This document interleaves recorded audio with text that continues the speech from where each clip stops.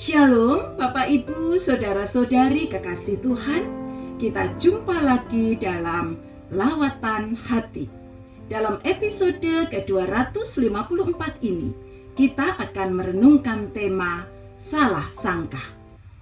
Satu hari kami mencari alamat di sebuah kawasan perbukitan yang tak biasa kami lewati.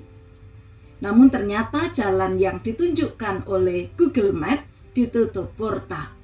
Maka kami bertanya kepada salah seorang penduduk untuk mencari jalan alternatif lain. Setelah berputar-putar sampai 2 kali di area jalan yang ditunjukkan itu, kami tetap tak menemukan alamat yang dimaksud. Maka kami membuka Google Map lagi. Kali ini kami diarahkan untuk memasuki jalan yang luas dan besar, jalan yang lurus.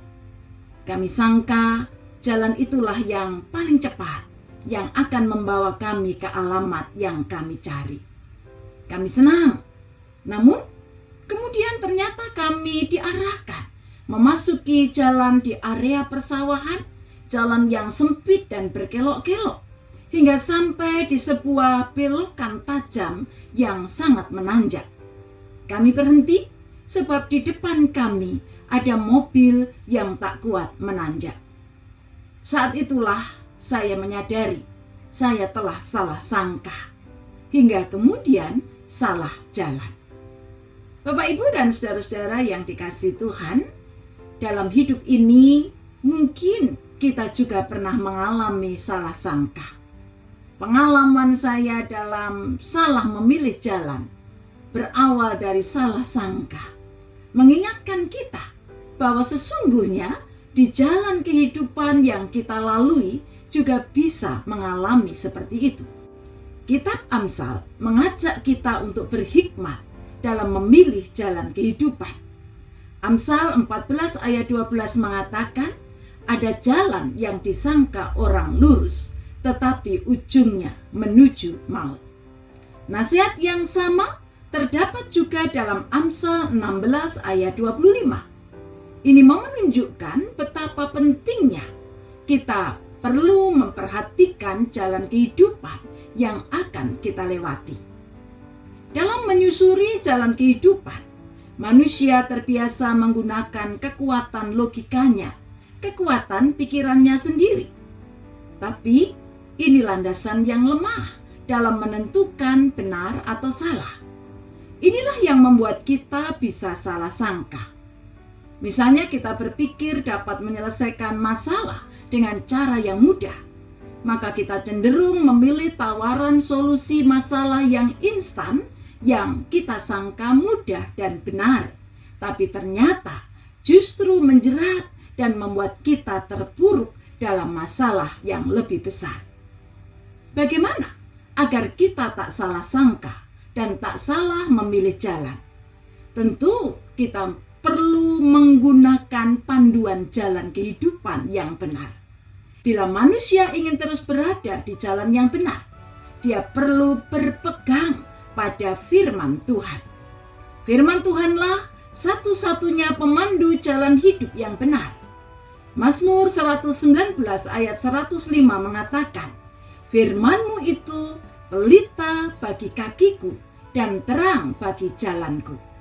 Firman Tuhan mengarahkan langkah kita dalam sikap iman takut akan Tuhan. Dalam Amsal 14 ayat 27 dikatakan, takut akan Tuhan adalah sumber kehidupan, sehingga orang terhindar dari jerat maut.